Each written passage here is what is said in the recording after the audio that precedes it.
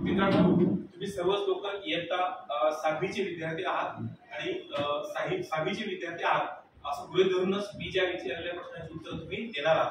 ज्यांना प्रश्नांची उत्तर देता येतात किंवा येतं त्याने फक्त बोट वरती करायचं. सूचना समजले का सर्वांना? प्लीज. मित्रांनो, इथे मी काही स्ट्रिप लावतोय आणि ते स्ट्रिप सगळ्यांनी बघायचं आहे. मराठी, गुजराती, उर्दू आणि तेलुगू. बघा, मराठी, गुजराती, उर्दू, तेलुगू ह्या काय आहेत? कशाची नावे आहेत? सामूहिक उत्तर द्यायचं नाही. मी काय म्हटलंय? ज्यांना प्रश्नाची उत्तर येतात त्यांनी बोट वरती करायचं आहे. तुम्ही सांगा, पूर्ण वाक्यात उत्तर द्या. मराठी, गुजराती, उर्दू आणि तेलुगू ही भाषेची नावे आहेत. अगदी बरोबर, शाबास. ही भाषेची नावं आहेत. बर, आता दिवाळी, दसरा, ईद, नाताळ यांना आपण काय म्हणतो? बघा, दिवाळी, दसरा, ईद, नाताळ यांना आपण काय म्हणतो? तुम्ही सांगा. दिवाळी, दसरा, ईद आणि नाताळ हे सणांची नाव. सणाची नाव आहे. शाबास. असा खाली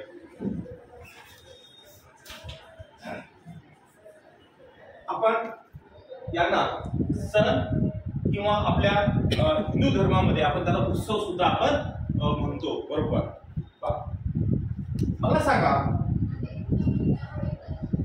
हिंदू, मुस्लिम, शीख, ख्रिश्चन ही कशाची नावे आहेत?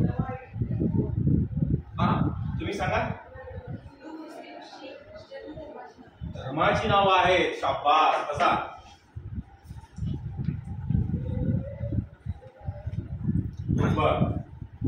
आता ज्ञानेश्वरी, श्यामची आई, कविता संग्रह, कादंबरी यांना आपण काय म्हणतो? प्रश्न नीट लक्षात घ्या.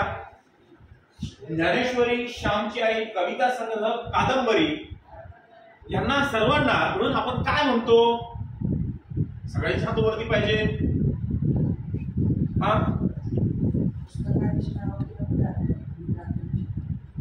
पुस्तकांची नावं किंवा कादंबरीला की थोडं. ज्ञानेश्वरी, श्यामची आई, कविता संग्रह, कादंबरी ही मराठी साहित्य साहित्याची नाव आहेत. बरोबर, अगदी बरोबर. या आपण सर्वात याला याच्यामध्ये साहित्य याच्यामध्ये आपण त्याचा समावेश करतो. बरोबर. असा खाली बघा, भांगडा, लावणी, कथक, गरबा ही कशाची उदाहरणे आहेत? प्रश्न नीट बघा लक्षात. भांगडा, लावणी, कथक, गरबा ही कशाची उदाहरणे आहेत? सर्वांना उत्तर आलं पाहिजे. तुम्ही सांगा.